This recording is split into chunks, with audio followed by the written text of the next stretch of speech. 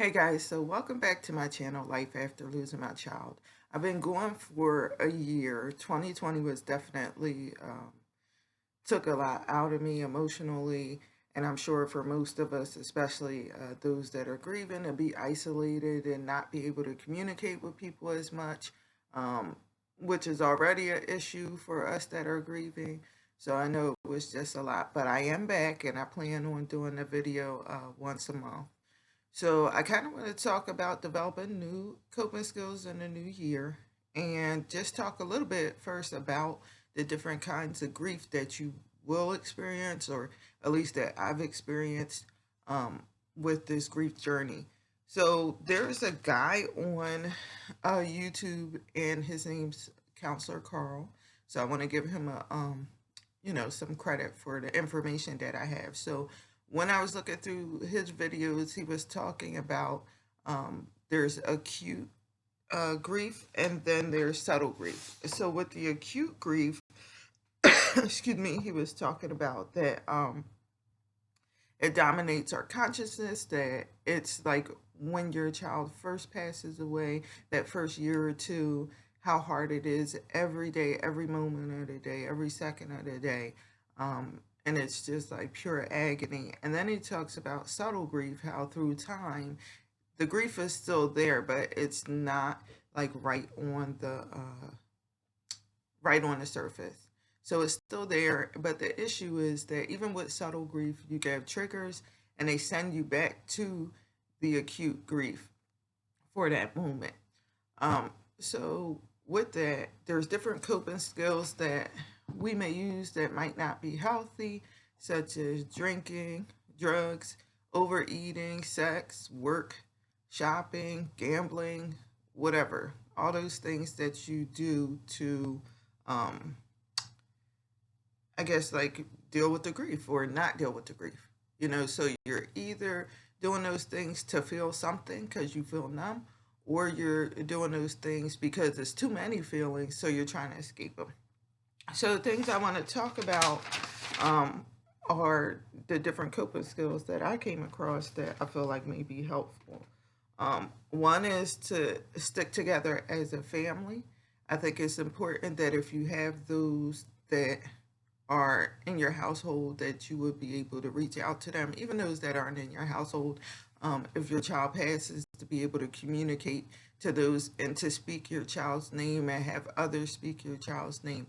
If you're not at that point where you can deal with others talking about stories about your child, then, you know, being able to communicate that.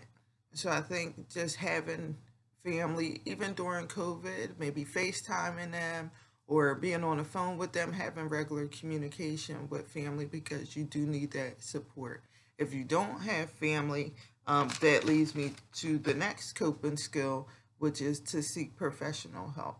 To be able to talk about your grief and be able to explore different tools. If you don't have the tools in your toolbox and the things that you're doing to cope are destroying you, I think you need to seek out professional help, but also seek out, um, I'm not telling you to, I'm telling you what I did was I sought out a grief counselor, someone that is specific to grief, that dealt with palliative care or loss and different things like that, so that I know that they can assist me in this area specifically. Also, accepting help. So that's another coping skill as far as when you're overwhelmed and people say, "What can I do for you?" And usually it comes right after your child passes. Allowing people to do laundry for you or grocery shop or any of those things, cooking meals. Those are things that, will help you be able to rest and be able to, I guess, uh, regenerate some kind of energy to be able to exist, really, and be able to try to function for the day.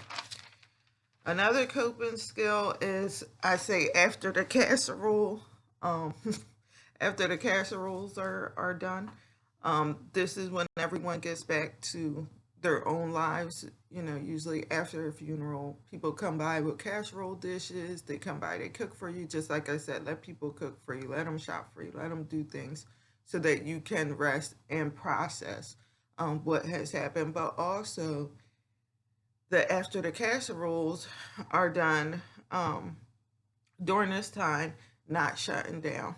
You know, when you are left to yourself, to not shut down, but to be able to express how you feel.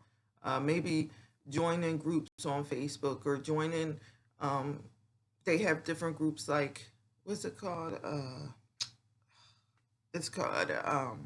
I gotta get back to you on it, but it's a group that deals specifically with grieving, and they go through a workbook.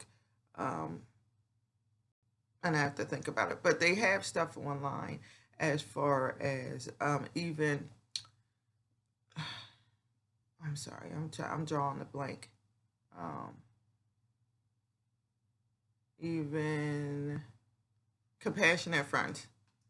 Sorry.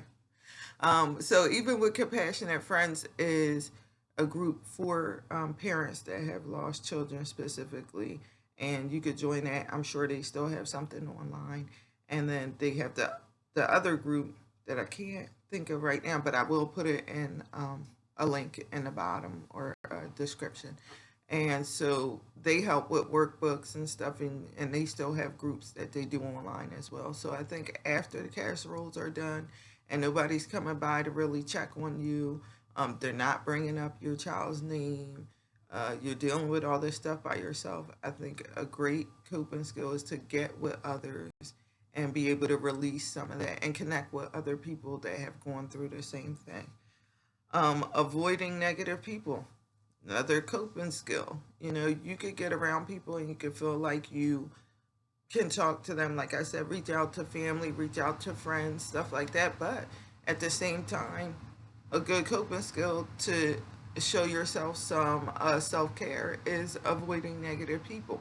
If you go around people and they're saying those questions, or making comments like, "Oh, at least you have another kid," you know, "Oh, God wanted him to take him, and you know he needed another angel or whatever," and those things are triggers for you, then it's okay to create some space between you and that other person before you could either tell them how you feel and how their comments are affecting you, and also just to create space that if they continue to have these kind of comments and questions, and you know it's not good for your mental health or your emotional well-being, to, you know, draw the line, put some boundaries up.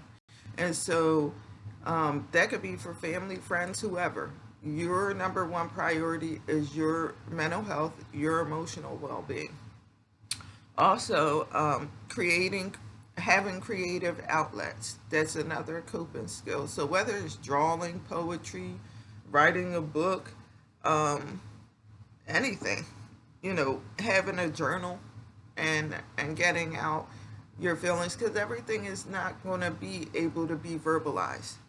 So just having a creative outlet, even if it's knitting, it doesn't necessarily have to be, you know, anything that's specific to that. But whatever your outlet is, it could be even um, designing websites or whatever, some creative outlet that you have.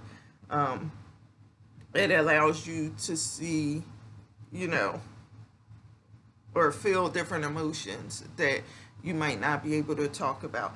It also, for certain things where you are writing, whether it's poetry or journals, stuff like that, it allows you to look back and see your growth and see, man, I remember when I was falling apart so bad there and I couldn't even say their name, to now being able to write about, you know, their name, how you talked about them today, everything. So I think that coping skill is a good one to develop. Um, Also, another coping skill is to sit in your feelings. So I would say either meditation, prayer, something like that, whatever you do to just sometime to be alone. It doesn't have to be some big religious experience or whatever, but you do need to connect to yourself. You do need to sit in your feelings. It's so easy for us to run away with those things I was talking about earlier, those negative coping skills. It's so easy to be full of hate and full of anger and a lot of self-hate and guilt and all the woulda, shoulda, coulda, everything. But I think giving yourself time to sit within your feelings and actually sit with grief instead of trying to fight it, trying to run from it, trying to, work so hard you don't feel it, like all those things um, are really not going to help you heal. So I hope these coping skills have been helpful for you guys. Oh, another thing I was going to say too is, I'm sorry, cut it, almost cut it short, but is to maybe look into some books. And I'm not saying you have to get this book, but I just got it recently. And it's the Self Compassion Workbook, because we do struggle with grief, and the guilt that comes with it is unbearable at times. I think getting any kind of self help book or any kind of book where it causes you reflect and be more compassionate towards yourself, show yourself more love, because we do still have to exist in this world. And so getting through those times of if I only, and what if I could have, and what if I should have, but learning to be more compassionate with yourself. You do not control life or death. If you could have, your child would be here.